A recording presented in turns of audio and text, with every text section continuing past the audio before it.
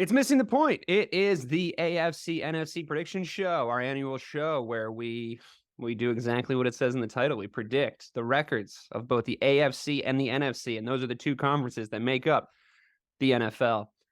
We have a little bit of a shakeup in the personnel this year. Myself, the usual host extraordinaire of this wonderful variety show that we put on every year for our loyal fan base, I will be participating because we had to break up the Mike and Bobby Wonderkins that were 3-0. Considering it's a season-long game, my point to the rest of the guys was it was going to take half a fucking decade to catch up if possible. So we're resetting. We had a really fun 3 years. We've been doing the podcast for 3 years. We've been doing this prediction show the entire time. It's a lot of fun. Essentially, if you haven't listened to the show before, what we do is we split off into teams of two. The teams are going to be myself and Mr. Mike Marcangelo. We're going to be the NFC team. And Robert Kelly and Rayshawn Buchanan are going to be the AFC team. We had to split up Mike and Bob because they were just too good at this. So it's going to really come down to, am I the dead weight? Am I the person that's really going to fuck this up? Because the two stars of the show are now separated and have to play each other.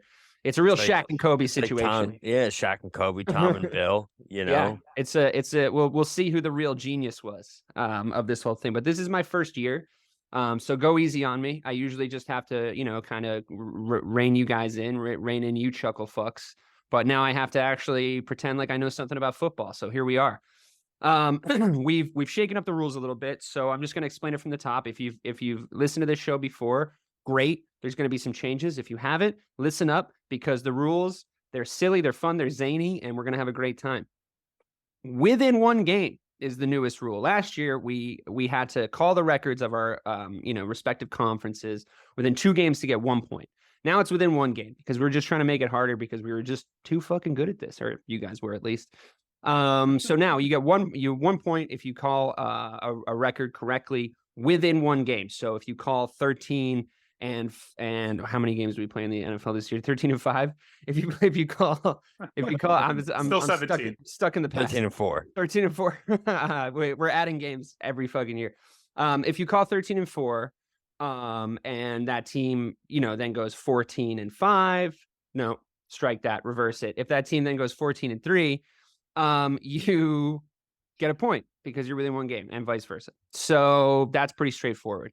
Additionally, this year, if you call a division in the correct order, 1, 2, 3, and 4. So say you call the NFC North correctly, Bears, Lions, Vikings, Packers, you get an additional 2 bonus points. So that will pile onto that.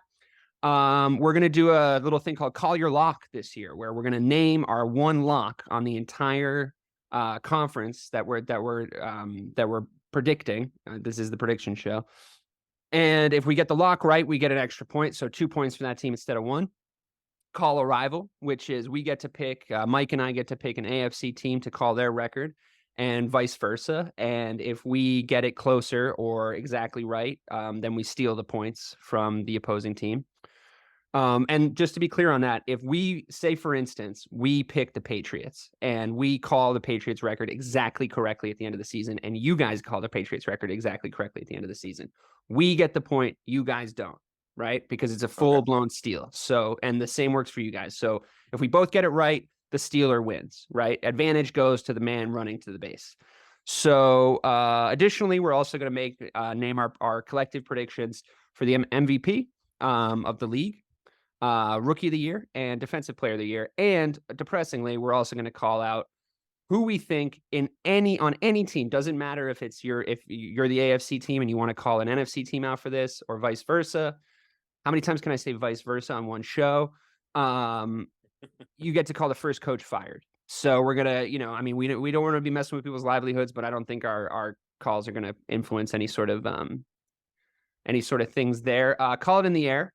We're gonna each pick either heads or tails to figure out who wins the coin toss on the first game, just to get some points on the board, just for a little fun to start the game off. And in the playoffs, we're going to play Final Jeopardy. We're going to take all our points that we got from the regular season. This isn't something we did last year. We're going to take all our points we got from the regular season, and we're going to gamble them on games. We're going to bet against each other in the respective playoff games when we get there. So this game's a lot of fun. Some arguments happen. Friends are made. But it's all about what we learn along the way. So I think I'm going to get started. What I love to do is I love to go by the cardinal directions of the map. I'm going to start off with the AFC team just to throw it to you guys and get you involved. And we're going to go north, south, east, west for both teams. So you guys will do your AFC North predictions. We'll do our NFC North predictions. And we'll go so on down the line tomorrow and tomorrow and tomorrow. So, gentlemen, Robert Kelly, Rayshawn Buchanan, tell me about that AFC North. Yeah, Whenever you're ready. Just, don't mind me. Anytime now. Anytime now, gents. Okay, Anytime. all right, I'll start. Anytime you want to go. Oh no, I know. I said go ahead, Bobby, twice. I was like, All right, so we got the bank. So personally, we actually had some difference of opinions here on the AFC North. So personally, I have Bengals 13-4, Ravens. Oh wait, can I 11-6. actually interrupt you for 1 second? I'm so sorry. go Just ahead. a minor piece of housekeeping. You got this written down, or do you need me to Yeah. write stuff down as we go? And you'll just send it to me afterwards so I can keep it in the records. Okay, great. Thank you. So we got Bengals 13-4, Steelers 11-6. This is Rayshawn's prediction. Steelers 11-6, Ravens 9-8, Browns 8-9. I have Bengals 13-4, Ravens 11-6, Browns 9-8, Steelers 8-9. So clearly there's some difference of opinion here with the AFC North. This is the one we differed the most on. I just want to make the argument here that I do not think the Steelers are in any position to go 11-6 this year. I have made that very clear on both shows that we've done so far about this season. Other than that, I mean, the Bengals 13-4, Rayshawn, I mean, I don't want to go out on a limb this early, but I think that's my lock of the AFC is that Bengals at 13-4. I think that I haven't been so sure about a team dominating a division in quite some time. I think they're by far the best team in that division. The rest of it, I'm okay to mess around with. I don't know about the Steelers at 11-6, but the Bengals to me at 13-4 are my lock of the entire AFC.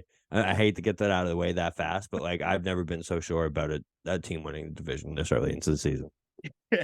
yeah. I mean, listen. Honestly, for me, I think it's the progression of where Kenny Pickett is going. I feel like he figured it out towards the end of last year. So I think that's where he starts to take off. And once again, Pickens another year under the system. Deontay Johnson. They got that rookie out of UGA, Darnell Washington, who I wanted, here in New England. So they just, to me, Mike Tomlin just finds a way. And once again, they scratched and clawed to 9-8, and it wasn't that good last year. So I just think those guys another year under their belt. 11-6. Like I said, we can split the difference and go 10-7. I'm cool with that. But the difference, S the D. So are you okay with going Ravens 10-7 too? So we'll make them both 10-7, and then the Browns, we can stick them at 8-9. That's fine. Yeah. Wait, Yep. hold on a second. More housekeeping. Do you want me to write down what you land on?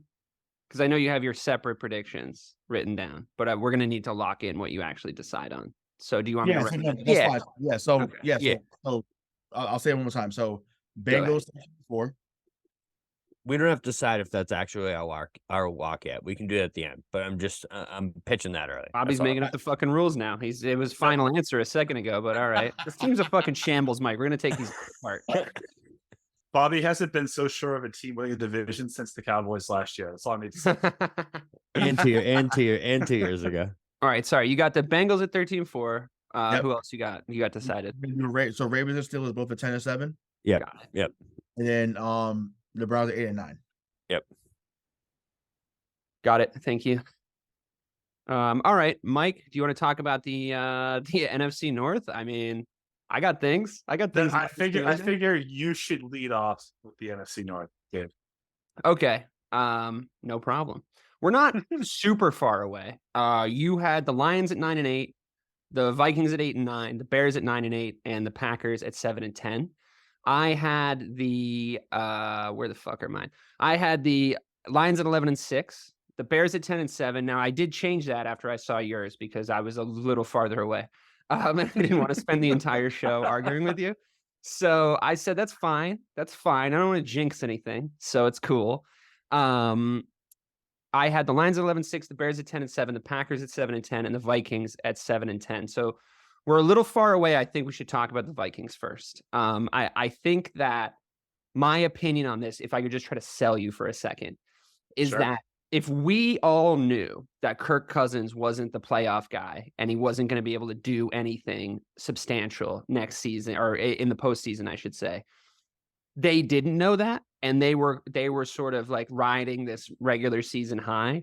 I think that the knowledge that they don't have a guy to throw the ball well enough in under the spotlight in the postseason is going to create a malaise around that Minnesota organization. I think that they know that they are the also-rans of the entire NFL. I think that the fan base knows now. I think that their expectations are low despite their roster, despite having arguably the best wide receiver in the NFL, despite having, a really, really solid defense and a really, really solid offense overall. I think they know that Kirk Cousins isn't their guy, and I think that's going to creep in. I think they're going to win a max 7 games, especially because I think the rest of that division is going to be difficult for them to play against, more so than it was sort of spread out last year. They had 2 tough games against the Packers last year. Now I think they have 4 tough games against the Bears and the Lions. I think if we settle on the Vikings losing a little bit more in my direction, I would feel really good about that. And I would also be more willing to compromise going forward, because I really want to say that the Vikings are only going to win 7 games. So this is a future sell. This is a future sell. I'm just putting my I'm letting you buy equity in my goodwill. future. The goodwill of future persuasion. What do you think? Like the hardest part for me about them is I just find it hard to believe that it's going to be such a drastic fall off from last year. I say that knowing that they got rid of Dalvin Cook, who went to 4 straight Pro Bowls, and that solar power. But you're also the guy that says running backs doesn't mean anything. Has 5 primetime games this year, so I assume that he's going to go 1-4 or 0-5 in this. So I'm willing, and we have to be within 1 game. So I think that they're going to be 8-9, so I can go 7-10. Okay, great. I'm glad we settled there, because I wanted to go 5 wins. But I moved it around a little bit. I mean, listen, I'm being a little hopeful about this division. I swear I'll get more pragmatic as we move on through the show. The Bears, I want to give the Bears the 10 wins for obvious reasons, but I also think I can sell you on them hitting double digits this year. If you can, Can I ask you a question? Go ahead. One question Yeah. before you get through the sales pitch. Do you think in your heart of hearts that 11 wins is possible? Yeah. Stop. No. Take your Bears jersey off. Do you really? I'm not wearing an Adidas t-shirt.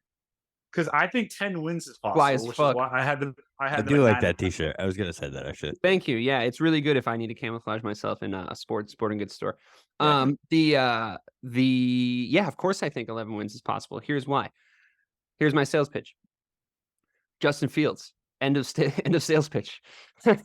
I think that it's not really the end. I have more. 3rd year, make or break. Huge roster overhaul. We now have an offensive line. DJ Moore, woefully underserved from the quarterback position to his abilities in his entire career. Has had an amazing preseason so far, despite limited snaps protecting the starters.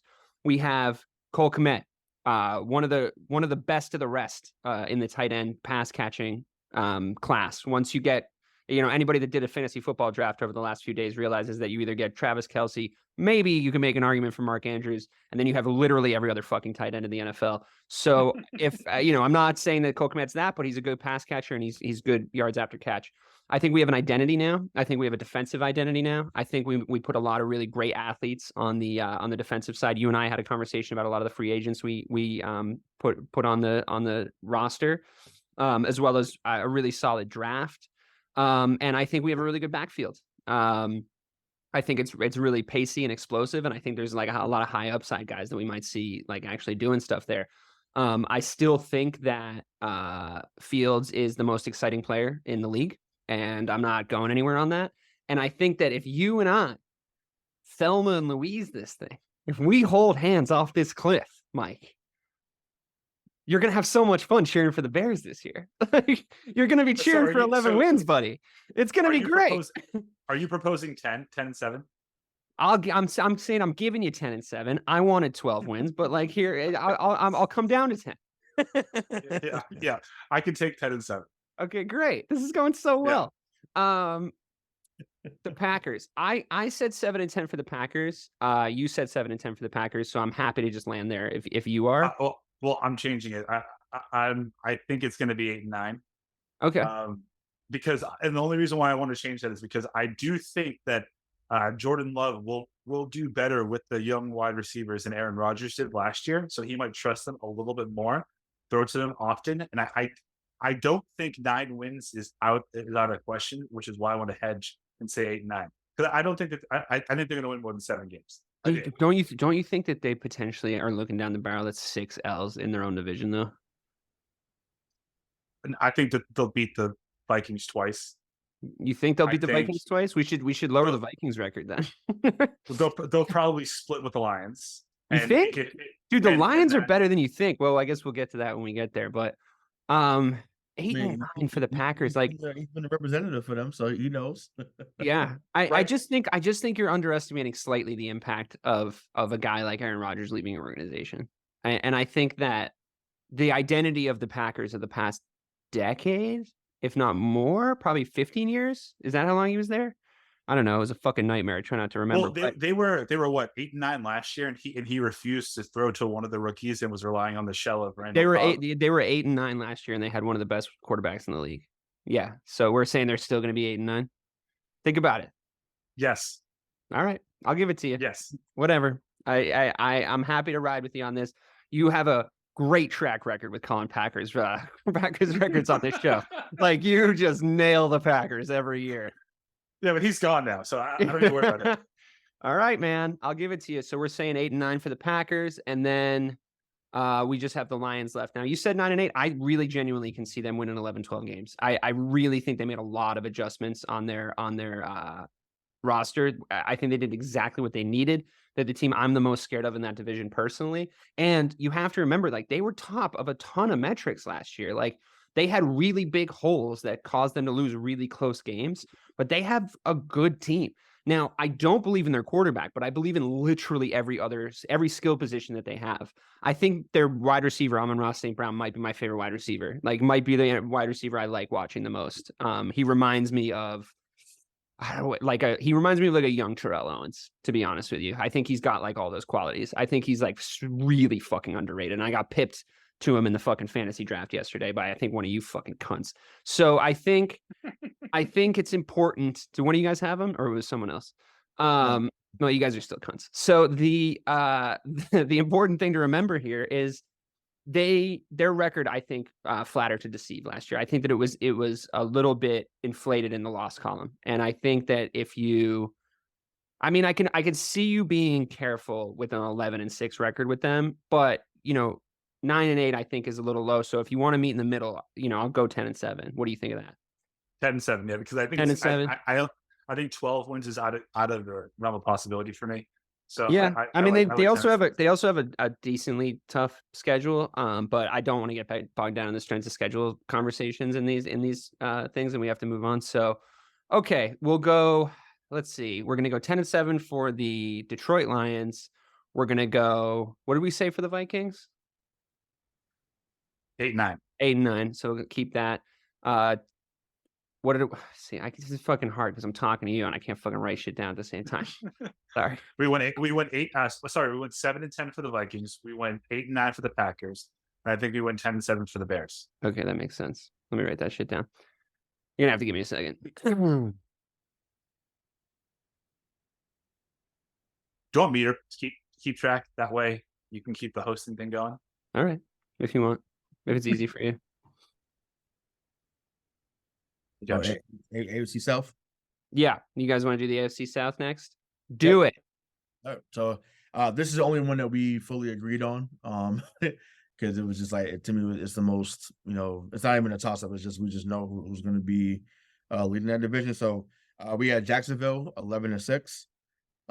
We have Tennessee 9-8, the Colts 5-12, and the Texans 3-14. Yeah. Yeah, and so originally we thought, I thought we were locking one per division originally, and when we did that, the Texans were our lock at 3-14 in this one, just because they absolutely, to me, it's them and the Bucks are the 2 worst teams in the NFL, and I think that that's the most lockable thing that you can put on the books for this year. The rest of this division, I mean, the only outliers for me, I think, is the Titans. I think they're a tough team to call. I think they could easily win 11 games this year, but I think it's just safer to put them at 9-8. Jags are winning this division, right? Yeah, for sure. I mean, listen, Trevor Lawrence. I mean, hell, you got national pundits putting Trevor Lawrence and Calvin Ridley as a top 5 wide receiver quarterback duo, and they haven't even played. Calvin Ridley's fresh off the slots. Gambling this is on team. That FanDuel, bro. Those FanDuel parlays, bro. He's dropping them parlays on them. So, I mean, you got to get back into that this year too, but we'll talk off air about that. But yeah, like it's wild. But yeah, Jacksonville should be the cream of the crop of this division, and like I say, yeah, they should run away with it if everything goes right. So you had Jaguars 11-6, Titans 9-8, Colts 7-10, Texans 3-14. No, Colts 5-12, 5-12, and then Texans 3-14. Yeah, and once again, I'm a Gator fan. Love Anthony Richardson. I thought that he was very, very raw talent wise. That he has an ability to be really good at some point, but obviously with they're losing Jonathan Taylor. Jim Irsay just doesn't know what he's doing as an owner. So he's very inept as an owner, in my opinion. Outside of having Peyton Manning, and he even wasted that situation. So I feel like it's going to be like a remix of the Curtis Payton years, which was crazy. So they're not going to be that good this year. So yeah, 5-12. We talked about Anthony Richardson at Florida last year. Week 1, who did they play? They beat someone. Utah. Yeah, they beat Utah week 1. Yeah, he showed out that game, and he's got some talent, but I don't know what's going on down there. Yeah, it's unfortunate. Mike, what do you think about their AFC South predictions? I mean, I think that this is one of the easiest divisions to predict, right? Especially the one wild card in this could be if Anthony Richardson decides and actually balls, like then he's gonna fuck it all up for you. But I mean, first year quarterbacks, and I don't know if I trust the Colts. I like Jacksonville. I think Calvin Ridley, Christian Kirk. That's a really, really good wide receiving core. And yeah, we've been saying the Texans are going to be like 1 or 2 wins ever since Deshaun was getting his massages. So that doesn't surprise me. Yeah, I mean, the Texans, I feel like you only gave them 3 wins because you got to be within 1, right? Like, it's like they could potentially win 1 game. So, but there's no fucking need to call that, right? Jacksonville, I mean, you guys got a decent amount of faith in them. Ray, you really believe in Trevor Lawrence, huh? Yeah, I mean, listen, we know he does. We know he does. Yeah. One in here, like I was ready to get my 16 jersey with Lawrence on the back. I'm glad you say that, because I would be interested in trading you for your backup quarterback on your fantasy football team, so we can talk about that off air too. Just because I know now that you really believe in Trevor Lawrence, so I think you should put your money where your mouth is. But I'm just saying. And also, if you don't want me bothering you about it every fucking week for the next 16 weeks, that's another reason. It's Justin Fields. Yes, Justin Fields is the backup quarterback. For some fucking reason. So just right out from under my nose, Ray. I'm not bitter. I'm not bitter at all. I didn't have a whole reason for literally no reason. Oh no! That was just across the other night. It was awesome. It was my favorite part of the fantasy draft, to be honest. It was like the number 1 moment. So I'm still annoyed about it. All right, you want to talk about this NFC South, this despicable NFC South division there, Michael? What a dump. Wait, so worst division, AFC South or NFC South? What do you guys think? I don't know. It might be a tie. NFC, yeah. I think the floor is lower for the AFC South, but I think that the ceiling is a little bit higher for the. And I think the AFC South is worse. I think the AFC is worse, because I actually am a little higher on the Falcons than you, Mike. I think we should start there. So I was actually going to start with the Falcons and say that I had them down at 9-8. I think that they should be at 10-7.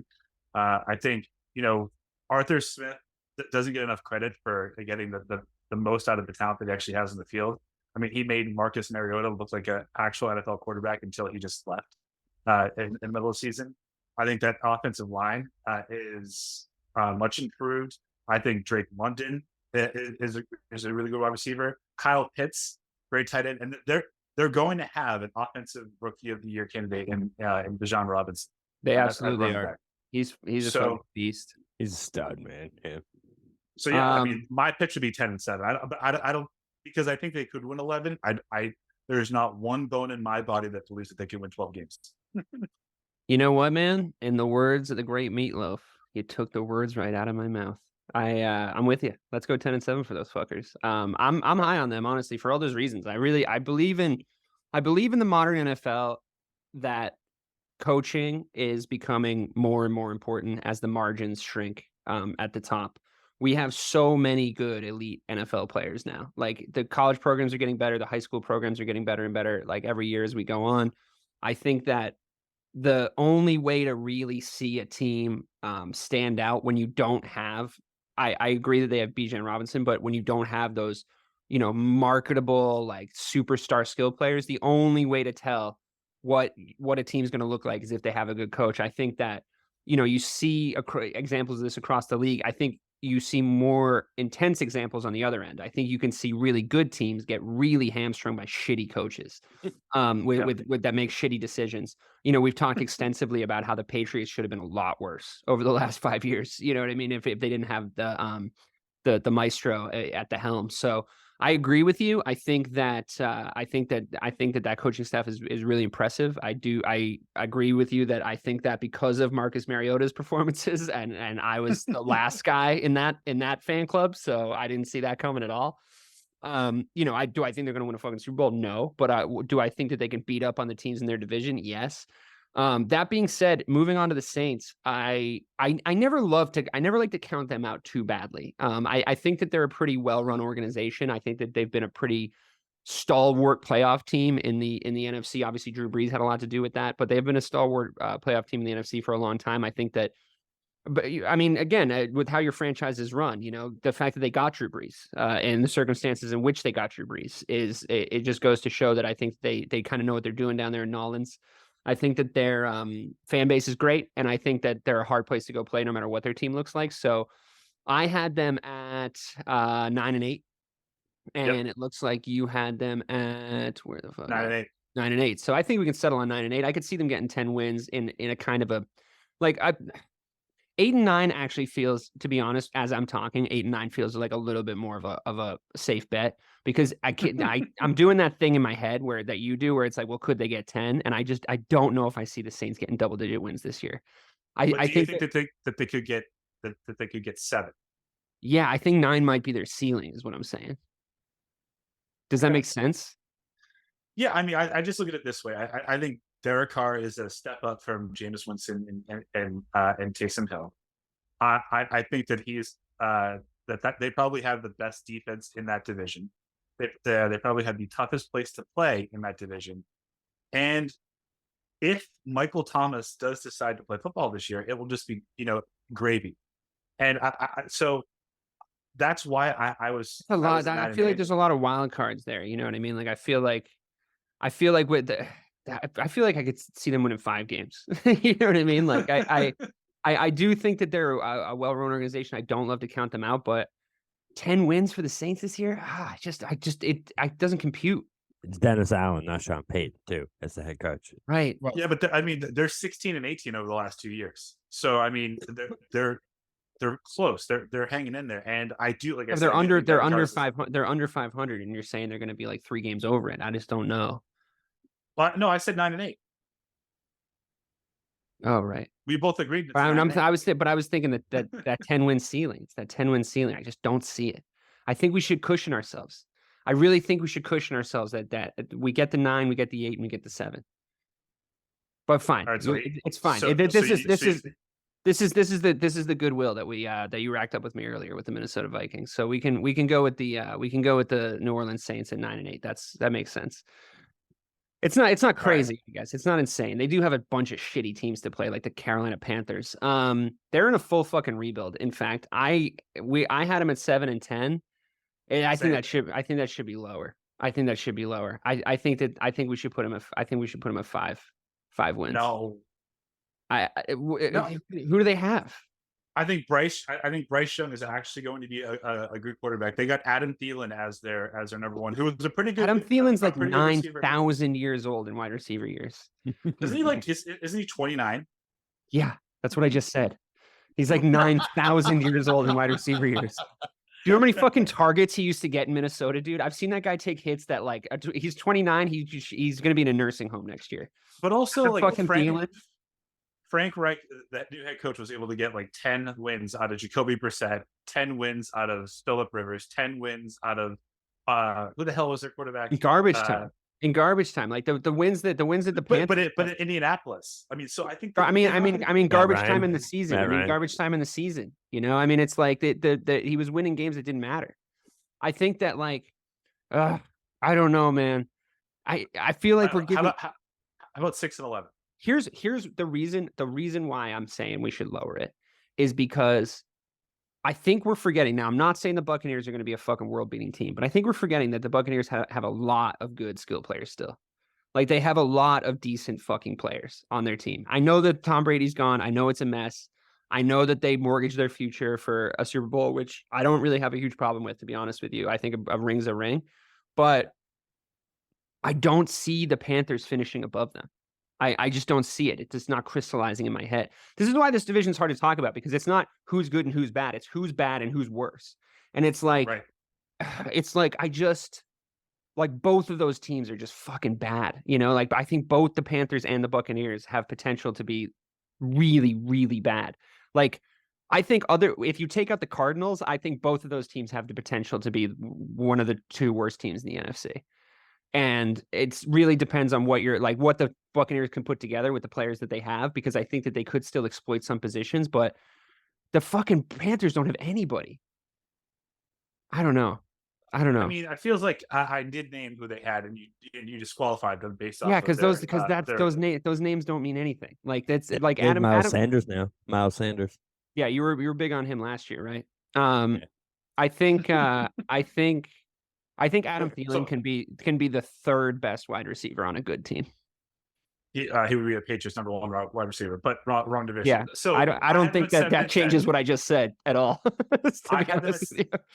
I had them at 7-10. You think that they're 5-12? Can we just say 6-11? 7-6, and in that sense, I think we could probably keep the Bucs at 6 then too. So we're within one on both. So if we say 6-11 for the Panthers and 6-11 for the Bucs, I know that doesn't make sense mathematically for their divisions, but I think that within the rules of the game, then you're kind of spreading out it's like you're putting your chips on different colors, right? So yeah, I'm okay with that.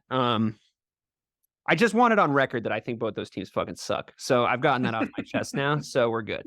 They're like, what? But they have Bryce Young. It's like, come on, dude. I tried. I mean, yeah, I know, but you're hinging your argument on Bryce fucking Young. It's like, what's going to be different? Tough argument. It's a tough argument. What's going to be different? Like, what's going to happen? Did he swap brains and bodies with someone? It's the same thing with CJ Stroud down in Houston. It's about to become the Caleb Williams, sweepstakes. Yeah, like that's what's about to become. So, if either of those guys don't produce, like Caleb Williams will be the first guy off the board next year. So from USC, that's true. It's true. I think that I said this when the Bears got the #1 pick this year. I was like, trade it, trade it immediately. And that's what happened. So, and we turned it into a lot of good things. So I think that. I mean, I don't know. He just has flop written all over him to me, but we'll see.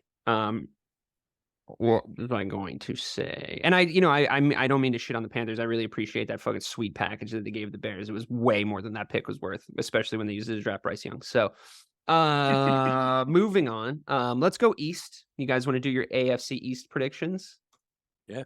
Ray, you want to lead this one off, man? Yep. So, of course, we had the most discourse on this one. Obviously, I wonder why.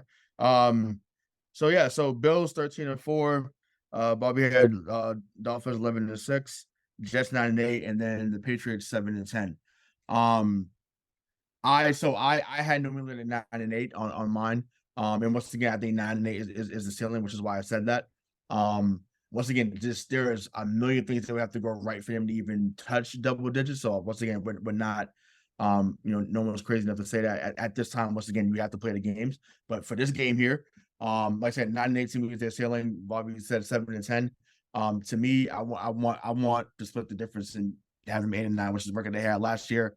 I think they have a little bit better talent this year than did last year. So it's possible they can have a winning record, but once again, there's so many things that have to break right for them to have a winning record. So I wouldn't be surprised if they went 8-9 again. So, Bobby, your thoughts?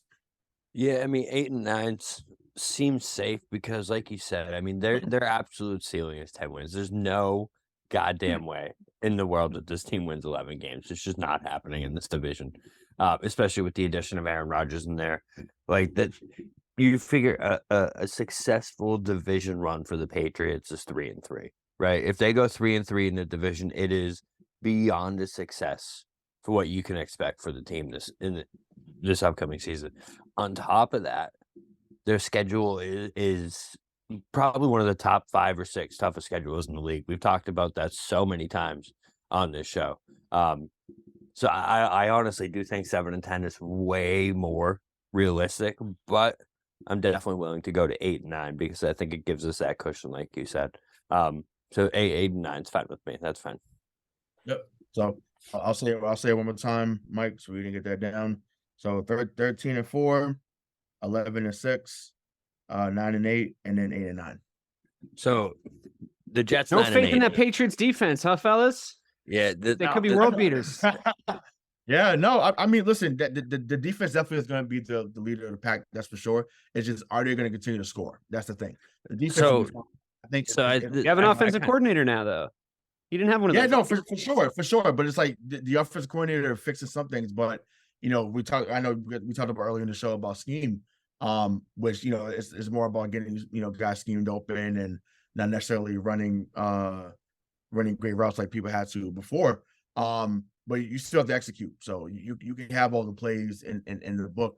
But I equate it to basketball. You can $1 million moves, but a 10-step jump shot. Like you don't want to have great footwork or great plays being made, but guys can't get open. Guys don't know where to be on the field. So we have to make sure that that's actually a thing. And who knows? Even just the concept of blocking. Can you fucking block for Mac Jones, whoever the fuck the quarterback's going to be, so they only have one on the roster. Well, then who it's going to be. Yeah, you really narrowed it down.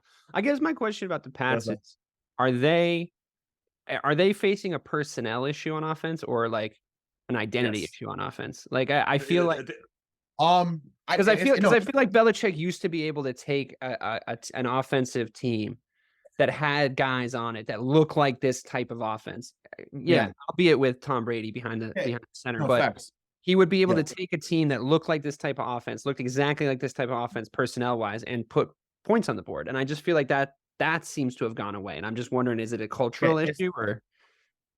No, it's not a personnel thing. I know people say, I mean, obviously the offensive line is something where, the wide receivers. That's the biggest area. Well, no, but I mean, listen, Juju Smith-Schuster, Kendrick Bourne, but that's my point, though. And like, I feel like Juju's the kind of wide receiver I wouldn't normally associate with a Bill Belichick led offense. And I feel like it's like, are they going for a different identity this year? Like they might surprise us in that sense. I mean, maybe. I mean, they run a lot of RPOs in the preseason, so I think that's going to be a staple. Yeah, but then they cut the quarterback who ran those RPOs. So like, right. No, but they're gonna. I mean, obviously, I think when they Mac Jones ain't running an RPO, so I can tell you that. No, I mean, I don't expect him to break off and like that's not happening. But I'm saying like they're gonna run that because they didn't run play action at all. Like that wasn't a thing last year for whatever reason. They just did not run play action. They did a lot the year before. But that's based off whatever Stevenson and Zeke are gonna do in the offense. So no, I wouldn't say it's personnel. I just think it's more so the identity right now. Like what exactly do you want to do? They can no longer be the chameleon offense where they would change their game plans from week to week. They literally have to say, okay, at this point here, we're a run first team like they did in 2020. They said, look, we're just gonna run it down your throat, and they were a top 5 run offense. So they have more offensive talent this year than they did in 2020. Obviously, I gotta say Zeke looks skinny too. You got skinny Zeke. It's not fat Zeke like the Cowboys have past years. It's skinny Zeke, so that's good. That's good for you. We'll talk about that more throughout the year, but it's just like guys just need to produce. So it's like we could talk about coaching out in the. I think Belichick did the classic. He did the classic Belichick thing, right? He was like, "Just get me some guys, and I'll paint with them." You know what I mean? Like, give me some colors, I'll paint with them. Like, I think year 3 obviously make or break for Mac Jones, right? Like this is going to be the year that everyone fucking either buys all in or turns on him, right? And well, they've already turned on him, but sure. But I mean, I don't mean like reactionary Twitter Patriots fans. I mean, like it's like the world's going to see. This is for Bill too, right? I mean, he's got a lot of credit built up. I don't know if he's there, but he's won a lot of Super Bowls. he's got 19 more wins under.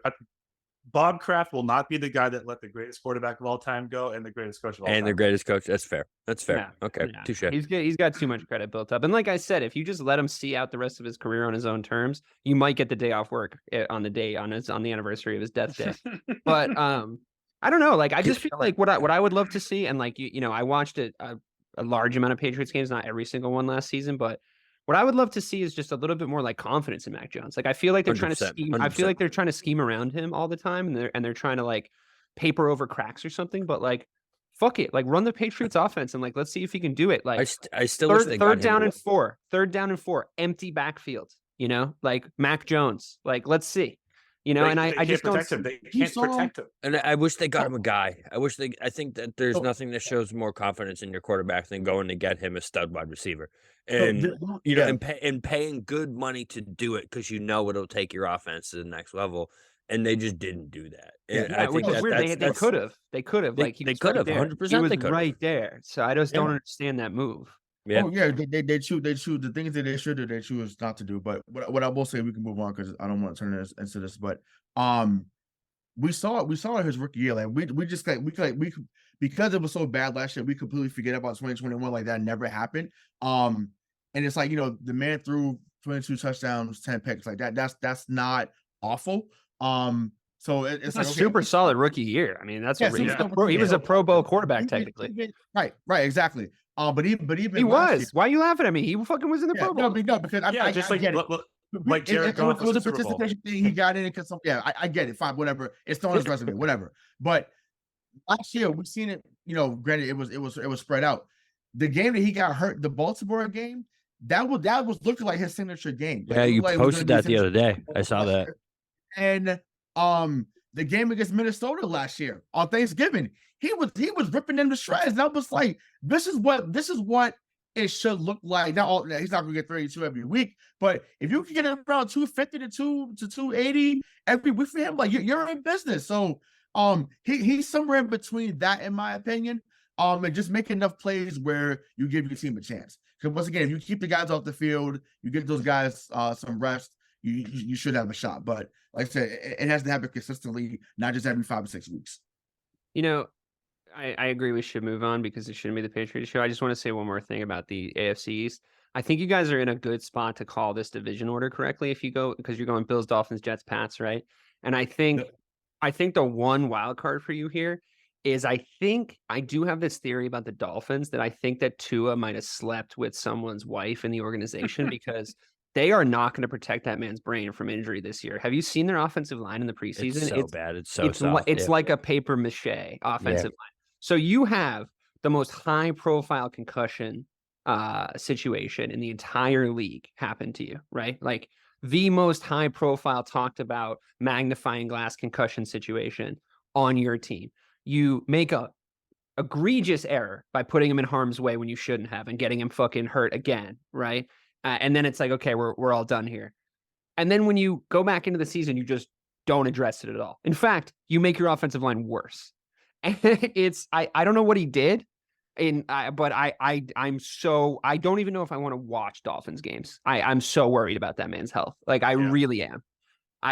So I agree with you on paper. If all goes according to plan, like if he's a normal quarterback that doesn't have like severe concussion issues and like his doctor's probably begging him to retire, I think that even with that offensive line, I think that the skill positions and the talent that they have and the coaching that they have, I think they could definitely go 10, 11, 12. What's that? Could we actually? So I was actually going to say, so the gap between the Jets and the Dolphins, I think we should shrink that and honestly make that mirror each other. I think picks are locked in, bro. Your picks are locked in, dude. It's too late. I don't think they're. Mike already typed it out. It's right here in front of me. It's typed out. He pressed enter. By the way, and Ray said, and I quote, just so that you get it one more time, Mike.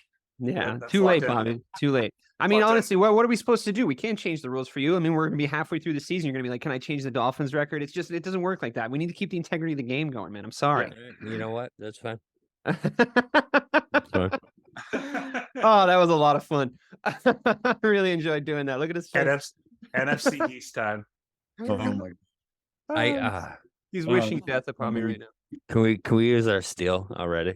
No. Yeah, yeah. No, go ahead and do your NFC. Philadelphia Eagles. You have Eagles at 12-5. 12-5. I think that I have them at 13-4. I could see them only losing 3 games, but I think that I think that I have the Eagles at 13-4 because I think that's what their record's going to be. You have them at 12-5 because you're hedging, and I think I want. Well, go ahead. I have them at that because they get 2 new coordinators, 6 new starters on offense, and the toughest schedule by winning percentage in the league. But I think they're better than they were last year, and they went to the Super Bowl last year. I think they improved their team. Weren't they? What were they? Were they 15-2 last year? You think they're better than 15-2? I don't know. I don't know what their record's going to be. I'm with you on the record, and I know the changes, and I know the strength of schedule. I'm saying that, like, on paper, their roster looks better. Like, their strength of schedule is very different, and there's also a huge target on their back for, you know, the fact that they were essentially the best team last year, right? Like, I know that they lost to the Chiefs in the Super Bowl, but they were essentially on paper in the regular season the best team, statistically across the board the best team. And I just think their roster has improved. You know, I still have my doubts about Jalen Hurts as the guy. I think he's super talented, but I think we saw some things exploited last season. But I do think overall, I think they made some really good roster additions, like Swift, for instance. But like, I think that's just like, they're so fucking stacked, you know, in those areas. And I just think it's like, it's going to be a little scary, but. So you think it's more likely that they win 14 games as opposed to 11? No. What I was about to say was, I think you're hedging, and I think it's smart. I think 12-5 is a good hedge. I think I would be surprised if they only won 11 games. But what I could see happening, because of the new coaching staff, like because of the new stuff that's come in, and because of the big fucking target on their back, I could see them getting off to a rough start, right? I could see them getting off to a rough start, and then I could see them kind of dialing it back in. They're already 1-0. They're playing the Pats week 1. They're already 1-0. But that's the thing. I mean, that's it. If you guys say that because, like, that's your team and you're, like, invested in this stuff, like, that's a banana skin game. Like, nobody wants to play the Pats for week 1. You have no fucking idea what they're going to do. You don't know how much tape that they've recorded on your defense, probably.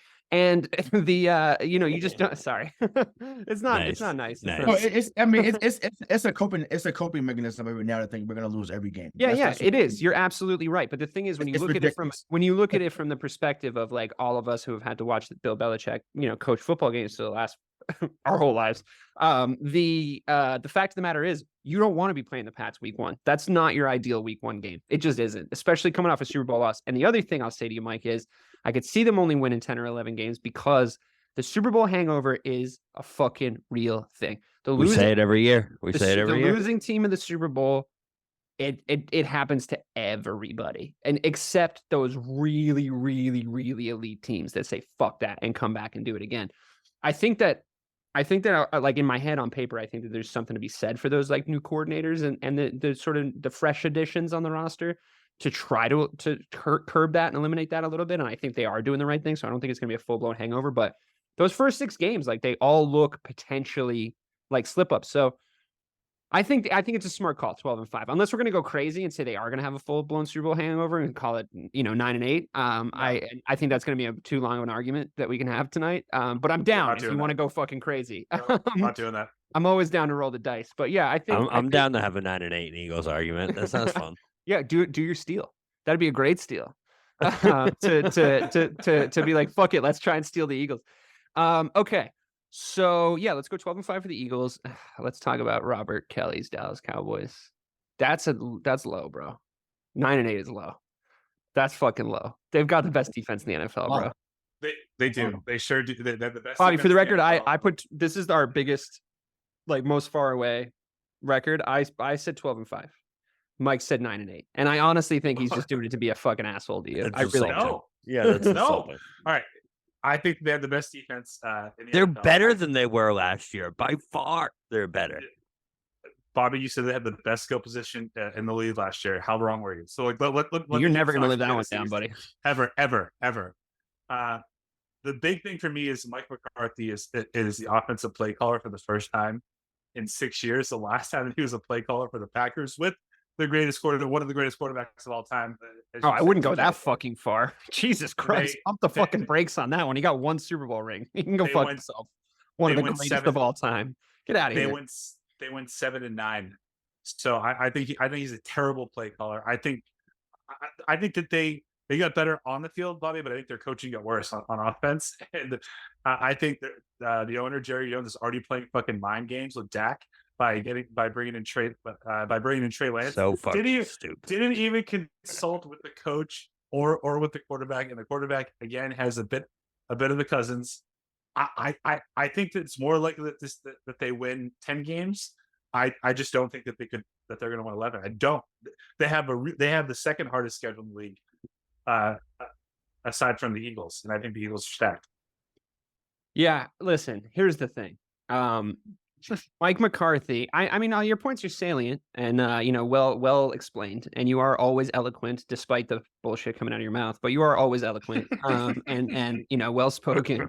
But Mike McCarthy, like I love how you cherry pick stuff. Like Mike McCarthy, the last time he was a play caller, where like the Packers went with one of the greatest quarterbacks of all time. Sure, say the same just to enhance your argument. Like you're so shameless. The same guy that he's been shitting his life on for the last 5 years. Here's the thing. Sure.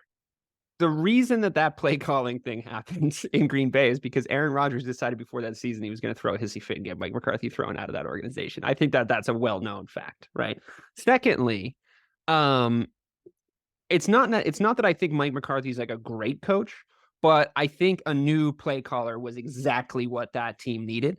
And I think I'd like to believe that Mike McCarthy sees and hopefully can convince his guy what it's going to take to win games for this currently constituted Dallas Cowboys team, which is don't turn the ball over. Don't turn the ball over on offense, right? Hold the ball on offense. Time of possession. This is how I would do it. And, for what it's worth, Mike, if you're listening, not you, Mike, McCarthy, time of possession.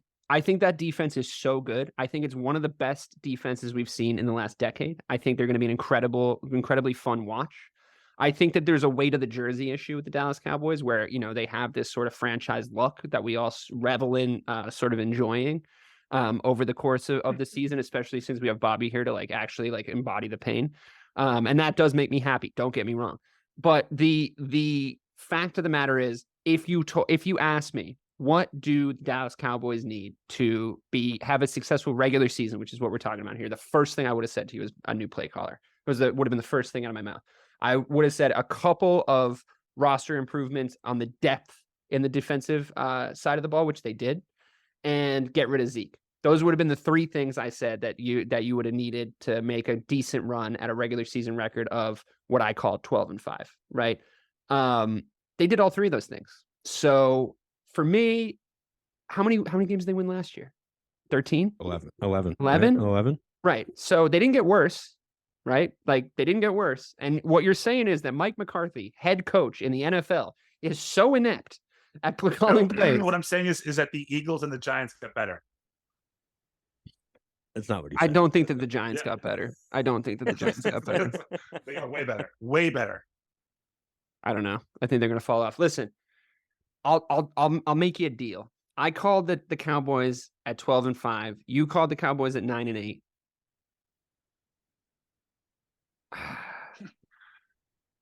All right, I'll give you 10-7. I'll give you 10-7 on them. I'll take it. I'll take it. Man, I'm sorry, Bob. I really think he did this just to fuck with you. Can we steal Ray? You want to steal that? Well, it's not really a steal. You just get to also make a record prediction for this division if you want, and if you're right, then you get the points. The whole division or just the Cowboys? No, you get to just one team for the whole conference. So you get to pick one team in our conference that you get to make a division selection for. You want to hold it and discuss at the end? Yeah, let's wait. All right, we'll hold it. I I think you're high on the Giants. They won I'd a like- playoff game last year. and They're in telling a me- division with the best team in the NFL. Like I don't know, man. So are the Cowboys. You just tried to Yeah, but they're really good. They're really good. I don't think the Giants are good. The Giants won the playoff game last year. The Cowboys didn't. I would say. What was the record? What was the record going into the fucking actually, they playoffs? did. Didn't they No, get hold into on, the playoffs they with a losing record? No, I think they were 9-8. All right, Yeah, they were 9. fuck it, 9-8 again. I mean, I'm not. I don't think that they're going to win. No, the Giants were 10-7 last year. All right, so I thought then I'm saying that the rest of the division got better, and they're 9-8. I still think 10-7 is possible. Gotcha, okay. I don't know. Cowboys week 1, 49ers week 3, Seahawks, Dolphins, Bills, Jets, Cowboys again. I don't know, man. Philadelphia Eagles 16 and 18. Their last 3 games are tough. I don't know, man. I don't know. I really feel like I think they're gonna win 8 games. Can we just give them 8 and then you have your 9? No, You have your 9 wins. because I don't think they're gonna win 7. Okay, let's just do this really quick. And I'm sorry for the other team. I have their schedule pulled up in front of me. I just want you to say win or loss as I go through it. Okay. And if we can get to your 10 wins, we'll say 10 wins. All right. I have 9. I said 9. Fine. 9. I thought so. Someone said 10 just now. I said they won 10 last year. That's right. They went 10 last year, but don't you think they got better this year, Mike? I thought you said they got better. All right. Doesn't matter. Dallas. Win. Sweet Jesus. This is already a farce. This whole fucking exercise is already a farce. The Cowboys historically do not start the season well. That's why Bobby goes into a panic in September. Fine. Cardinals. Win. 2-0. 49ers. Loss. 2-1. Seahawks. Win. Well, where is it? In New York. Win. Yeah. Dolphins. It's 2. I'll say loss. 3-2. Bills. Loss. 3-3. Commanders win. 4-3. Win. Jets. Win. I mean, I thought he was the greatest quarterback of all time a second ago. All right, whatever. No. You said that. I didn't. I quoted you. You said one of the greatest quarterbacks ever. To quote you. I didn't say that. You said 55 minutes ago when I was talking about the Packers. No, well, I was probably just trying to help my argument. Okay, so fine. 5-4. Or 5-3? 5-3. Yeah. Raiders. Win. 6-3. Cowboys.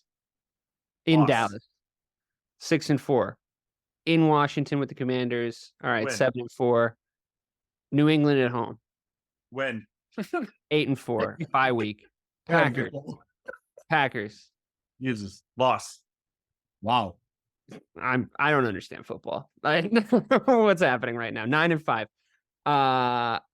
They beat Green Bay though. They don't lose to them. So No, I don't think so either. But whatever. it don't matter who's been out there. It washes out because I think they win the first game. Saints in New Orleans. Loss. 9-6. In Philadelphia with the Eagles. Loss.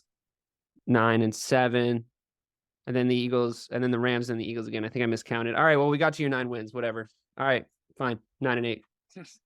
9-8. Cool. Perfect.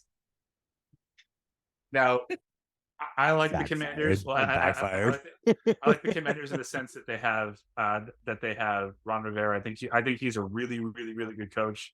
You know, they play the Eagles week 18, and I think the Eagles might be resting their starters by that point. So that could be a win. You know, some teams have to be bad, though, right? There has to be some bad teams. I know that's why I always laugh. I'm like, every it's not going to go according to plan. And Someone's got to be bad. Someone's got to suck. We have the Commanders at 6-11, but I'm willing to go 5-12. DK. Is that the next team? Is that the last team? Yeah, it's last team. You had 6-11. I had 5-12. Yeah, I wanna go think we should go 5-12. Yeah. I could see him winning 4 games, but I don't know if I could see him winning 6, to be honest with you. But yeah, that's fine. They're definitely not winning 7. They're definitely not winning 7 games. So Yep. That's fine. 5-12. At least we're agreed there. I also think that we should lock in this division for us. Well, it's just a team. It's one team's record locked. We should lock in Philly. Okay. We can walk in. Oh no, that just happens automatically. The order part, right? Yeah. Your order's your Okay. order. I don't Yeah, know okay. I don't know if I want to lock in Philly, man. We had that whole Super Bowl conversation hangover. Super Bowl hangover conversation. Oh, okay. Well, we weren't really sure on the NFC. I'm not sure of any of this. Okay, this is my The first NFC time. The NFC. Then that's also not true. You were on Bobby and my team the first year. Remember, you said I'm dropping my speaker that house stick. Right on, Bobby. Oh my For the god, Lions.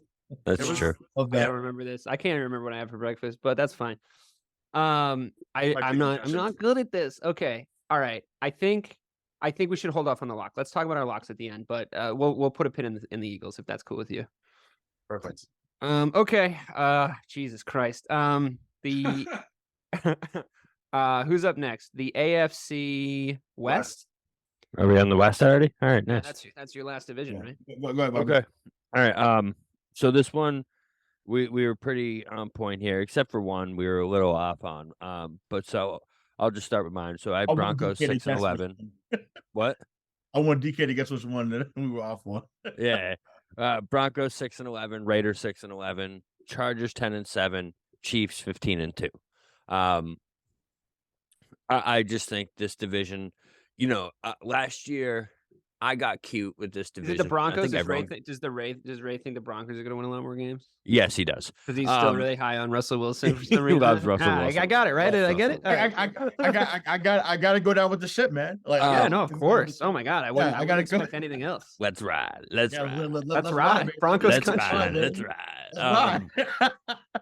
Yeah, That'll never die. Just like my I Cowboys. got Denver winning 8 games though, like 8 and 9. But yeah, I mean, so I do want to talk about the division too, because I think this Ray, I think this and the Bengals is our 2 locks, because the Bengals and the Chiefs are the 2 best teams in the AFC, and I don't think there's anyone really close to them. The Bills are there, but Burrow and Mahomes are so much more superior to Allen at this point, and I think they've both proven that.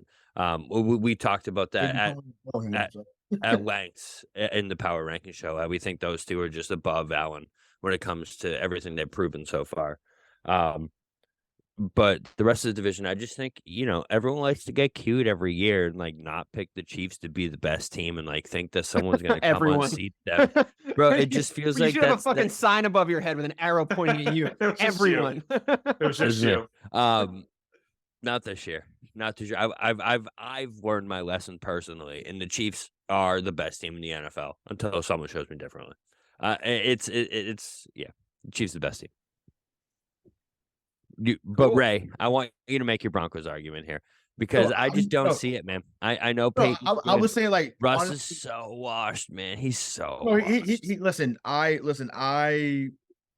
like me and DK got into one of our biggest arguments over that. Like in the show, like the first one was like over like Giannis. Like I think, it was KD a few years ago. That was a great one. But yeah, I was on the hype train big time.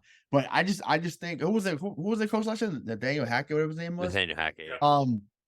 Honestly, I'm just like, yo, Sean Payton, you got something to prove. You came in talking crazy about the previous regime, so you better come in there and coach your ass off. So I'm thinking just for that alone. Hold on a second.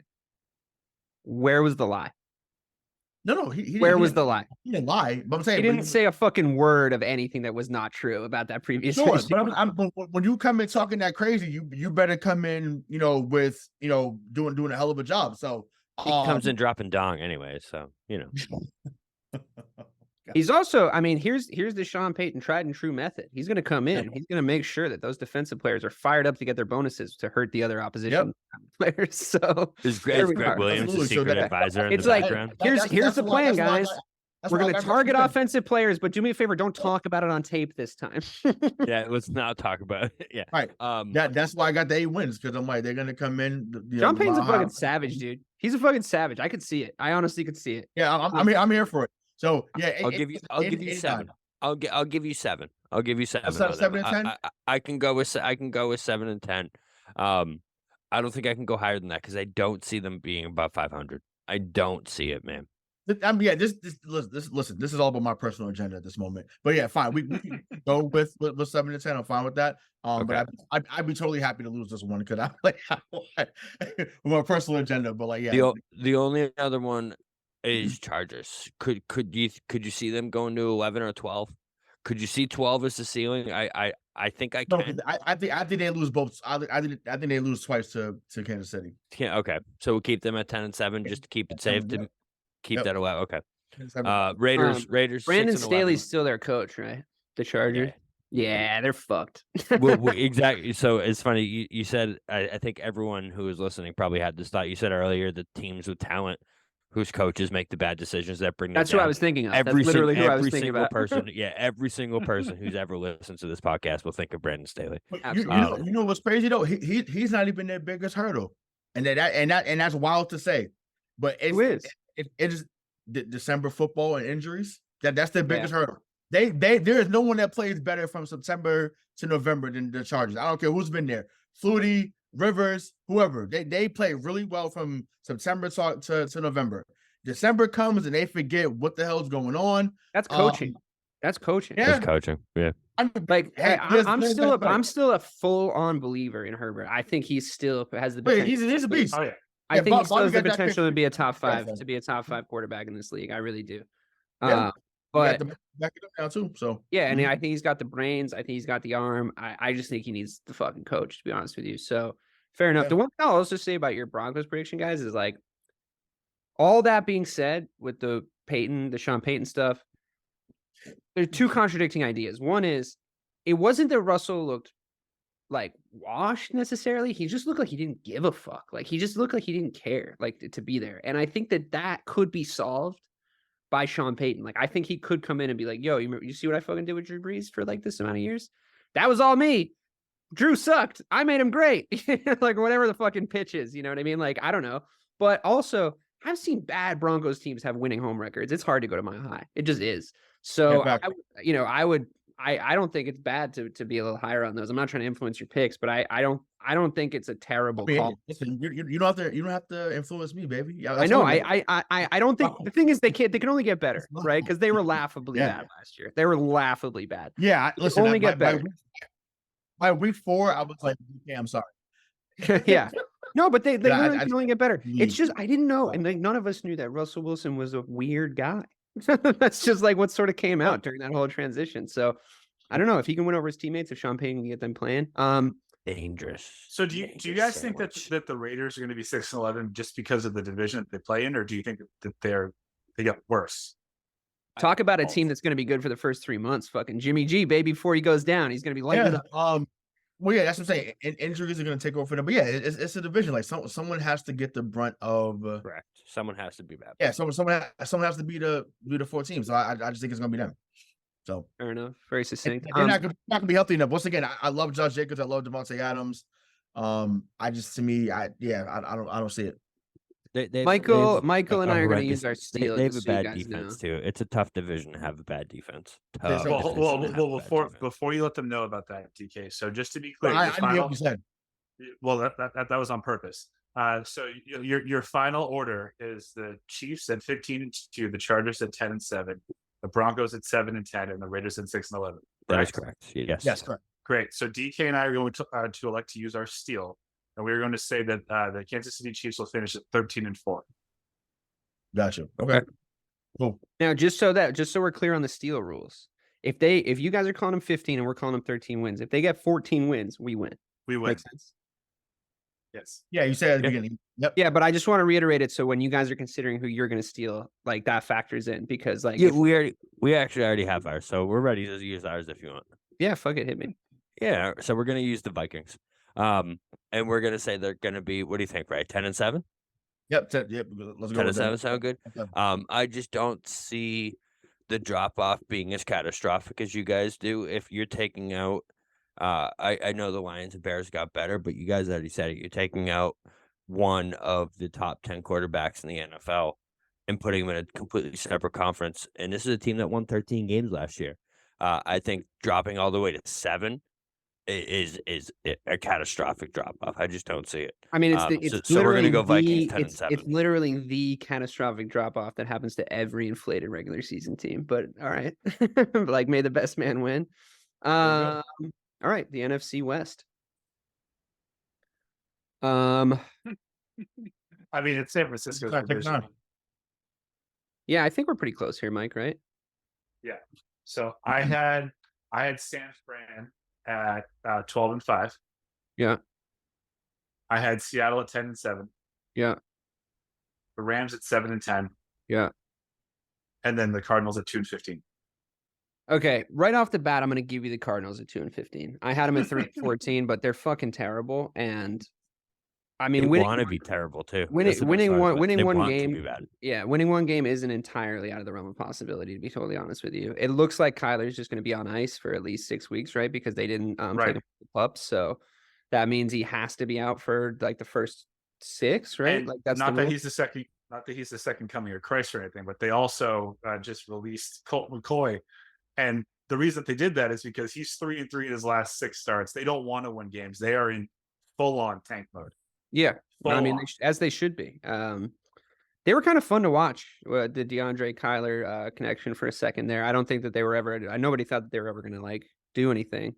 They were like, remember that one? They were like 10-1 at one point, or like 10-0 going into Green Bay. I think 2 years ago, and it's just never. I think we all never knew that was a connected little since. inflated too, but I think I am a little higher on Kyler than the majority, I think, of the NFL fan base. I know that people knock his height. I know that it's frustrating. I'm sure if you're a Cardinals fan to watch him like throw across his body outside the pocket a bunch. Donovan McNabb did that and used to complete passes. So I was there.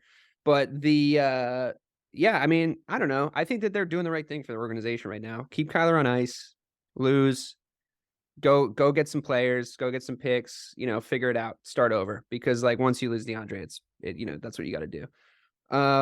So let's just chalk it up to that, right? I had 3-14, you had 2-15. Let's just go with you. 2-15. I could see it. The Rams, we both said 7-10, I believe, right? So yeah, I think makes sense. I think that they had like we talked about the Super Bowl hangover. The Baker Mayfield thing, like all this whole mess of like things that have happened. Allen Robinson didn't work out there. He was pretty much washed by the time he showed up there, and he was supposed to be like their kind of big wide receiver. I don't think that they're that good. I think that there's still some guys from that Super Bowl team that are like decent personnel, and I think that I could see them win an 8 if on a really, really high year. I would, if you wanted to go down to 6-11, I could definitely justify it, but I'm okay to just say 7-10 if you are. Yeah, I just think when you factor in the fact that Aaron Donald, Stafford, and Cooper Kupp missed a combined like 22 games last year, as long as they don't do that again this year, they're going to be better. Yeah, I mean, it's tough though, right? Because Cooper Kupp literally gets the ball thrown in his direction on every single fucking play, and it's like that's not a great way to keep your wide receiver healthy. Right. He's the only thing they have. So, and he's really good. Don't get me wrong, but I didn't want to draft him in that. He was like on the board in our fantasy board and like top 6, and I didn't want him for that reason because it's just like I don't see him lasting the whole season. But yeah, okay, that's fine. 7 wins. All right, so Seahawks. I'm a little higher on the Seahawks. I think that they've kind of gotten their act together. They still have DK Metcalf. Maybe I'm higher on Geno than you are. Is that where we're at? I know they're not going to have like a deep game. Like I know that they don't really match up on paper. I know that like Geno Smith and fucking DK Metcalf aren't like aren't like a match made in heaven stylistically, but they still have a lot of talented players. I think that they still have I think they have a top 3 coach. I think they have a top 3 worst places to go and play. I think they could win 11 games potentially. I think they could. Yeah. Okay. 10. Yeah. No, 10 makes sense. Because I don't think they're going to win 12. No, I think you're right. They're definitely not going to win 13. So calling them 12 would be too much. Let's say 10-7. That means they could win 9 or they could win 11. I'll take it. And then lastly, but certainly not leastly, I'm a little lower on the 49ers just because of their reaction to that playoff loss. And I know it's not the hugest thing in the world, but like they were such fucking babies about how they fucking got knocked out. They were like, we're on a fucking. It's like, I don't think they're going to pull off the same sort of miracles that they pulled off personnel wise last year, where it's like you have like 5 injuries at one position and like everyone's still good. That was insane. I don't see that happening again. What do you think about them moving on from Trey Lance? Like 100%, he was the third overall pick. Like Yeah, I to think just make that call. that was the worst trade up that they ever did, and that was probably the biggest If it bust. were me, but if it were me, I want to keep him there, just in case. You know, there were, it wasn't like a one-off like crazy season. You really got a lot of faith in Purdy to make that move, right? That's what I'm saying. Yeah. That's my Yeah. point. Well, but also like nobody hates quarterbacks more than Kyle Shanahan. Shanahan. Well, He he just loves hates- running backs. I don't know if he hates Loves them. quarterbacks. He loves running backs, and he makes 5 good running backs appear out of fucking nowhere every season. So, I mean, I think he's a top coach. I really do. I think he's one of the best Yeah, coaches for sure. in the NFL. But And- underrated, criminally underrated coach, if you ask me. But And they added Javon Hargrave to that defense that was number 1 in the league last year. Like they're going to be. I think that obviously they're going to be a top 5 defense. here's my worry about their defense. Because I drafted defense. I was the first person to draft defense in our fantasy league, and I took the Cowboys instead of the 49ers. Here's why. Consistency over a league season comes down to being good in every defensive position. I think that there's 2 types of defenses you can have. I think you can have a defense where you have a bunch of decent guys, and then you have like 3 or 4 game changers. And then you have a defense where you have 1 game changer, maybe 2, and then you have a bunch of really good guys. And I think the Cowboys are the latter, and the 49ers are the former. I think that they have like more studs like across their defensive field. But I think that means any injury, any Bosa coming up on a ticker with the word weeks next to it is a fucking disaster for the 49ers, like a real disaster for them defensively. I think that they have I don't think that that'll happen. You know, I think that those guys are historically like very durable, and like I think they have like a good durable defense, but that's just my worry with them. So Let me just ask you, what's more likely, that they win 13 games or that they win 10? I think it's a fair question, and I think just because of their division, I think I'll go with it's more likely that they win 13 games than they win 10. So fine, let's go with 12 and 5. Yeah. Okay. All right. Yeah, makes sense. Gentlemen, good picking. We have some housekeeping to do at the end here because we're going to call our your steal. Did you steal? Yes. Yeah, It is- Vikings. They Vikings. took the Vikings at 10-7. And let's talk about our locks. So that means if it's 9 or 11, we get it, correct? Correct. Okay. But we're way lower on the Vikings, so you don't even have to worry about our record with them. Yeah. Okay. Tell us your lock, guys. So, Ray, I'm going to pitch 2 to you. So I'm between the Chiefs and the Bengals. Chiefs at 15. I know it's very, very, very high. But again, I think that they are by far and away the best team in the league this year. I know they have the target on their back, but they've already proven to us that they can take that. I don't think it's out of the realm of possibility because we saw the Eagles do it last year to get to that 15 point. And again, they only have to get to 14 in that division that they're in, where they're by far away the best team. The other one I'll pitch to you is the Bengals. Again, by far and away the best team in their division. And I think this is the Joe Burrow season. Yeah. We'll get to that more in a little bit. But I think this is the year Burrow. So those are my 2 pitches to you. Yeah, I mean, we talked a little bit about it earlier too. I'm leaning towards Burrow. I mean, the only reason why now we said 15-2 because of how crazy Kansas City can get offensively, and they'll probably blow up most teams, but they may be resting people by week 16. So they may not get to that. So I'd lean towards Cincinnati in this case. And You like the Bengals? All right. Lock it in. Bengals. 13. All right. Cruel summer. Locking in the Bengals. Who would have seen the day that we're locking in the Bengals at 13 goddamn wins? Right. I love it. And courting Taylor Swift at that. I think that we initially had talked about locking in the Eagles, Mike, but funny enough, I had a pitch to you that I was just about to make where I was looking at all you very graciously, and thank you for doing all the writing down of this stuff. Sent me all these records that we've locked in, and I just couldn't get my eyes off that Cardinals record. That is going to be the fucking lock, isn't it? It has to be. Because they're telling us. Yeah. They're telling us that that's a lock, So, and then Mike messaged me on the side. He was like, "Lock Cardinals," and I just had the thought. So the serendipity of it is so fucking beautiful that I think we have to. The Cardinals will be locked for the AFC team, and I think we should just get the points now, to be honest with you. But we'll wait. Okay, we have a few other things to do, guys. This was a lot of fun. Your orders are locked. Your records are locked. Your locks are locked. Call out a rival. We've taken the Kansas City Chiefs from Hold you on, guys. time out. Did we lock the division yet? What do you mean? Like No, in that the just order- happens if it Oh, happens. that just okay, that just happened. Yeah, Sorry. yeah. Because like the order's the order, right? Because their Yeah. records are going to dictate the order. Sure. We called the Kansas City Chiefs as our rival lock. You guys called the Minnesota Vikings as your rival lock. Who is going to be your NFL MVP, gentlemen? All right, Ray. So, do we go chalk or do we go with what my second pitch was, man? You decide on this. So I said to Ray earlier, obviously the chalk pick here is Mahomes. It's the obvious pick that everyone's thinking that we should make. Everyone's thinking that we're probably gonna make. But I pitched Joe Burrow, man. I think this is the year of Burrow. Like I just said, I think this is Joe's year to show that he is on the same level of Mahomes. And if it's going to happen, it's going to be this year. After everything that happened last year where, he said that this is, Joe Burrow's house. He went into Arrowhead. He said it was Burrowhead. And then they lost. So I think he has a lot more to prove this year. So if I have it my way, I would say Joe Burrow as your NFL MVP.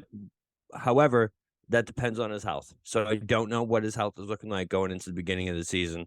Last I heard, he was going to play. So if that's different, correct me if I'm wrong here. But I think this is the year of Burrow.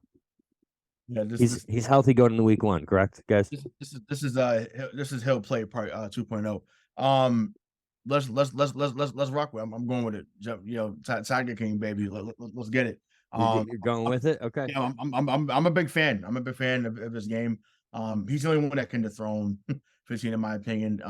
In all of football, not just in the AFC. So yeah, the Mahomes pick just isn't fun. It's like, okay, go. I'm Mahomes again for MVP. Like that's probably the best player in the league. Once again, you see it in You basketball. don't, just for the record, you don't get any points for making a more fun prediction. Just putting that out there. Yeah, right. No, I'm aware. I'm saying like it's the same thing like in other sports. Like we know, like Ohtani should win every year. We know that LeBron should win, right? But like you know, what I'm saying it's like Jordan should win every year. So it's just like, yeah, that's cool.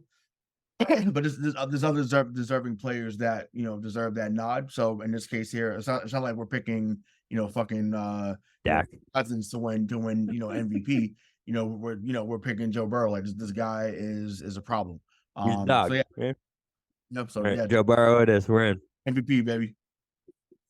All right, so I know that we don't get points for making the most fun pick, but my pick for the NFL MVP this year is a man that vowed to be the first 4,000-yard passer in his team's history. And if he does that, he'll probably become the first NFL player to rush for 1,000 yards while throwing for 4,000, and that's Justin Fields. Yes, that's what I was going to say. Fuck yes. Yes, I was full on going to make that pitch to you. I lock it in. Fucking lock it in. Absolutely lock it in. I had a whole thing prepared. And I didn't even have to talk you into it. I had a whole speech about his odds, about everything, about DJ Moore, and I don't even have to make the fucking speech. Lock that shit in. You don't get any more points for making a fun call, but guess what? You get him for making the correct call, and the best fucking player in the fucking Justin Fields. Fuck yeah, Mike. Great call. Love that. Oh, I don't even know what to do with myself now. What happens next? What's the rest of the show? When you said also rushing, I was like, yes. Oh my God. I am my heart. Wow. BK is a boner. No, you'd be able to see it. So the fact of the matter is, you guys picked Joe Burrow. We picked Justin Fields. And it was probably going to be Patrick Mahomes, so no one's going to get that. And yeah, we've called the MVP Rookie of the Year. We're going to go first on this one since you guys got MVP. If you're okay with that, that's fine. Go ahead. I would like the Atlanta Falcons running back. Yeah, that was my pitch. Okay, great. We're done. Go ahead, guys. That's all that's who I was going to pick. That's why I wanted to go first. Same. Because I know where me and Bobby talked about for defensive player of the year. So I'm Hey, gonna go you for know what? Fine. I got another one for you. He's replacing DeAndre Swift and Jamal Williams in Detroit. That's Jahmyr Oh, Gibbs. Jameer, yep. We're Oh, yeah, going Jahmyr Gibbs in Detroit. Nice. He was 1.02 in everyone's dynasty football draft. So I feel like it's the only other pick we can make at this point. Yep. Okay, great. Bijan's definitely the pick though. That guy's a fucking beast. He's so fucking good. I can't wait to watch him. He's unbelievable. All right, defensive player of the year. Your guys' turn. We went first on rookie of the year, so please feel free thank to God probably take Micah Parsons. I would imagine. Yeah. This guy right here. This guy right here. Lock that shit in. He's already said he's moving more to the edge this year, which means that sack number is going to go way up. I'm predicting maybe 19 to 20 sacks for Micah this year. Micah Parsons, DPOY. Lock that shit in. Michael Strahan, Bruce Smith levels. Oh yeah. Oh yeah. Micah's going to be a beast this year. Just watch out. Quarterbacks need to beware. It's probably I haven't looked at the odds, but I would imagine it probably is the lowest odds to bet on Parsons, Mike. But or Bosa, I would say, right? No, I'd probably say my pick is probably the next odds, and Mike, feel free to talk me out of it. But Myles Garrett. I was gonna say that or Sauce Gardner. I just think that this is going to be a really big year for him. I think he showed how electric he was last year. What year is he going into? How many years? Year two. Is his second year? Oh, that's tough, bro. Second year, sophomore slump. Did Micah Parsons have a sophomore slump? No, I'm not saying it happens to everybody, but it is like it is. he's the real deal though. Like he's I feel like TJ Watt, Nick Bosa, like these are guys that I think are more likely before Sauce Gardner, to be honest. I feel like linebackers and edge rushers just have the edge on getting defensive player of the year because they have those impacts. I also know that you don't so my two actually no. My two picks were Sauce Gardner and then Brian Burns from the Panthers, but you already kind of nixed me on the Panthers thing. But I mean he's an edge rusher, right? Like he's pretty lethal. He hit 12.5 sacks last year. He's 25, and I just think that team is going to be the only way that team's going to do well is to excel on defense. So like that would be my two pitches, but I'm okay with whoever you pick. All right. I mean I'm okay with Brian Burns over Sauce Gardner, to be honest. I'm going to eat my fucking words if Sauce Gardner wins defensive player of the year, but I will just pitch this to you just based on the Vegas book, if this makes any sense. Micah's at plus 600. Nobody's got good odds, obviously. It's a tough call. Micah's at plus 600. He's the favorite.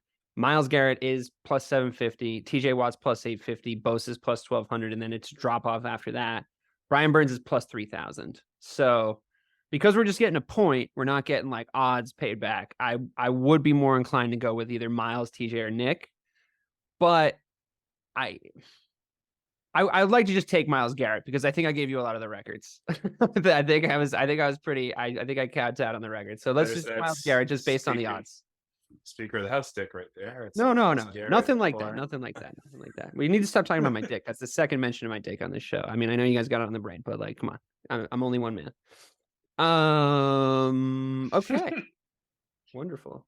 Is that everyone? Is it everything? It isn't. No. We have to call first coach fired. I don't think that there's any sort of huge likelihood here. I think there's like 3 or 4 good candidates, but you guys go ahead first if you're. I got one. We already brought him up on the show once, and that's Dennis Allen of the New Orleans Saints. I think it was a surprise that he was even brought back this year, and I think it's very possible. For all the teams that have some kind of expectation going into this year, I could see the Saints bottoming out so fast. Derek Carr has already proven that he can be weak when it comes down to the points where, it's make or break. Last year with the Oakland when he got benched, it was a whole thing, or Vegas, I guess now. It was a whole thing.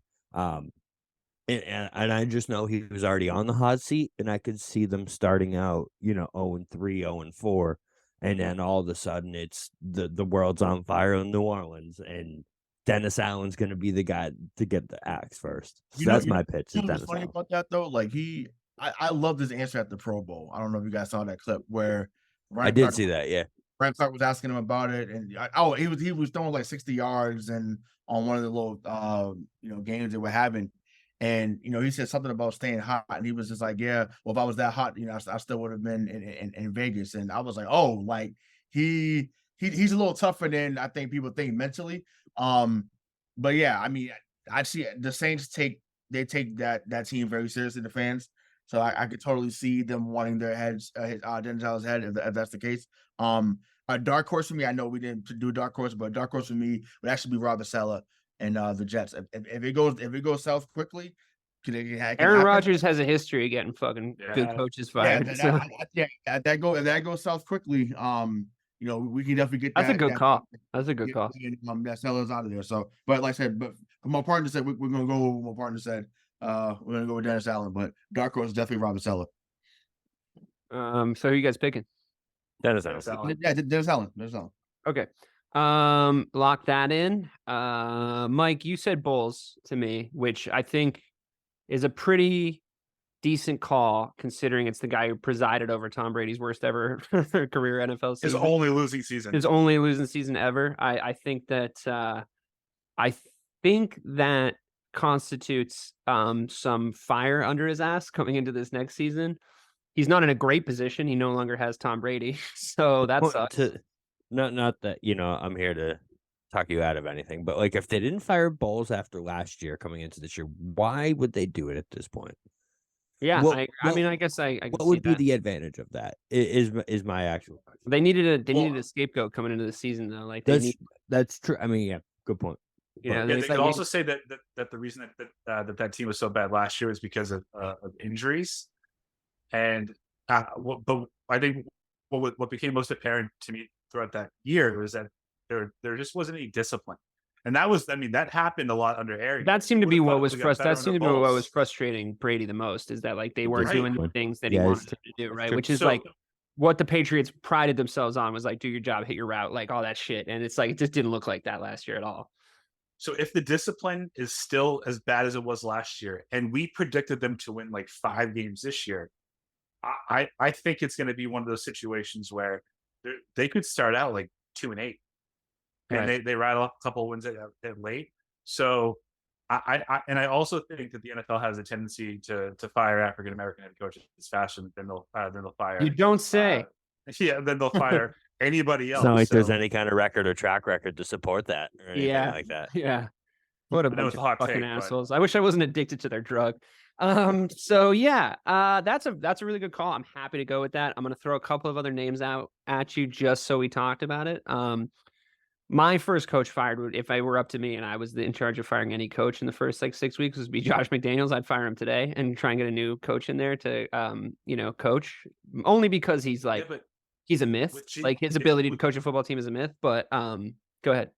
If we think Jimmy G is going to be healthy for, let's just say 9 games, then in their first 9, they're probably going to be like 7-2. Yeah, but here's the thing. This is like the thing that Patriots fans have been like talking themselves into for the last decade, is like the Jimmy G, Josh McDaniels connection and like what it's going to look like. But the fact of the matter is they have one of the best deep threats in the NFL on their team, and the guy with the worst deep ball at starting quarterback on their team at the same time. So I just don't, you can be Josh McDaniels and you can be this offensive guru that you've like claimed to be over the years. I don't see it. I've never seen it. I don't understand it. I think as a play caller, he's fine. It's the head coach. He's terrible, but as a play caller, he's fine.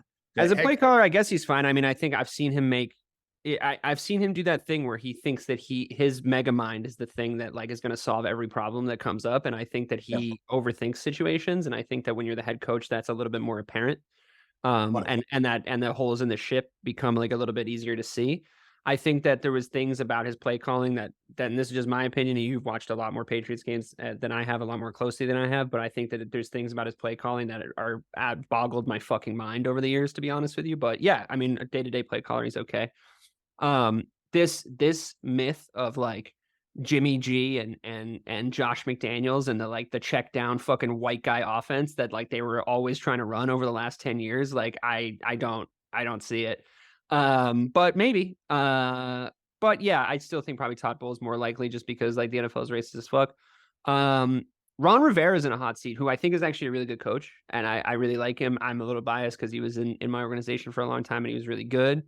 But he's definitely in a hot seat. Stefanski and the Browns, pretty good. They're not gonna blame their new franchise quarterback before they blame their coach if things start going wrong. But I actually kind of think the Browns are going to be a little bit better than everyone thinks. I think that they have like a little bit more of an offense than people are letting on. I think they have a really great edge rusher, which we just talked about, and I think they're going to be okay. So I wouldn't say that. But since we've talked about it, I could really see Mike McCarthy getting fired kind of early this season, to be totally honest with you. I could really fucking see it. All that fucking play calling talk, like the only hard pitch I'm going to make to you, I'm happy to go with Bowles because I think that's probably correct. But I'll make a hard pitch of like, how funny would it be if McCarthy was the first coach fired and we were right? Like, how funny would that be? Like, we could just sacrifice that. Sold. Right, fuck it. With McCarthy. I hate you guys. Just like putting that point on the board. Sold. It also contradicts the fact that we think that they're going to go 11-6. Yeah, well, that's called a hedge, Mike. That's how you hedge. That's that is called how betting. you hedge. That's betting 101 right That is there. betting 101, my friend. Okay. The last thing to do is to call the coin toss for the Thursday night game to kick off the regular season. Graciously, even though I have an always coin toss call, I'm going to defer to you guys. Call it. Heads or tails? Ray, we know the call here, right? I always go heads. Oh, you do? Oh, no. That makes this so much better. Oh, no. Okay. All Cut to a 20-minute conversation about like, if you flip a coin 6,000 times, 51% of the time. Hang on. I mean, but if you want to go tails, never fails, then cool. But I would go heads. No, we're gonna do this right now. Hang on, ready? This is All great right. radio. You want me to do the Susan B. Anthony coin? From Yeah, back We're in the going. day? I just did a Google coin toss simulator, and it came up tails. 2 in a row. Tails it is. 2 in a row. It's never going to be heads. That's Tails. just how probability works. Okay, you guys have tails. We have heads. We will be watching out for that in the start of the regular season. Don't forget to tune in to Missing the Point over the course of the season to track all these records as they go terribly off the fucking rails, to watch Mike McCarthy be the first head coach fired, and to see how many points we get towards the end of the regular season so we can go into high stakes final Jeopardy. You know The how stakes. miserable the power ranking shows are going to be if Mike McCarthy is the first coach fired? Do you know how terrible this season would have to go if he's the first coach fired? Oh. Yeah, miserable for you. We're going to have a great time. Correct. Fun for everyone else. Yeah, great. But listen, it's been really fun. This has been the AFC NFC record prediction show at Missing the Point. Please feel free to track our numbers. Call us out on the socials for being dumb. Follow the MVP race and our predictions there. And definitely tune into the Power Ranking Show, which we will be bringing you every single week from the time that the NFL season kicks off until the playoffs. But for my teammate and Justin Fields aficionado and now new best friend, Mike Marcangelo, for the other team, whoever the fuck those guys are, Bob Kelly and Ray-Sean Buchanan, Hollywood Ray. For those gents, for us, tails does never fail, and I'm disappointed we didn't get that, but this has been Missing the Point.